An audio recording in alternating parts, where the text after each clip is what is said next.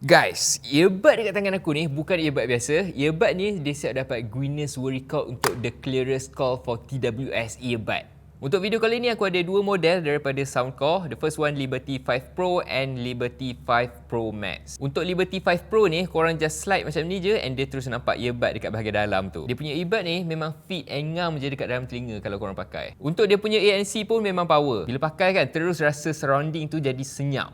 And untuk music pula memang sedap guys sebab dia menggunakan Dolby Atmos. Kita tengok Liberty 5 Pro Max pula. Yang ni dia punya screen lagi besar, 1.78 inci AMOLED touchscreen. And ada banyak benda yang kau boleh control terus dekat case ni. Dia siap ada AI recorder untuk record and summarize korang punya meeting. And kalau korang travel, korang boleh guna AI translation terus dekat earbud ni. So jom kita try call. Okay, sekarang ni aku tengah call someone and dekat sini ada background noise tau. So, sekarang ni korang boleh dengar bunyi background noise tu. Tapi bila on the call kan, orang yang tengah call dengan aku ni, dia tak akan dengar pun background noise yang aku pasang dekat aku punya komputer dia.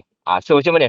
Clear ke tak dari segi dia punya noise tu? Boleh dengar ke tak? Aku rasa memang tak boleh nak dengar langsung. Sebab earbud ni dia guna 8 mic AI noise reduction system. Untuk kedua-dua model ni dia boleh connect dua device at the same time. So let's say aku tengah main phone, earbud ni akan connect dengan phone aku. Lepas tu kalau aku nak buat editing kan, dia akan automatically connect dengan aku punya laptop ataupun aku punya iMac ni. And dia punya bateri pun tahan lama. Korang charge 5 minit, korang boleh guna sampai 4 jam guys. Kalau korang selalu banyak kerja luar, banyak call atau nak earbud yang proper untuk daily use, both model dalam Liberty 5 Pro series memang worth tengok. And kalau nak extra smart features, boleh check out Liberty 5 Pro Max. So korang boleh dapatkan di Anchor online ataupun offline store yang berdekatan dengan korang.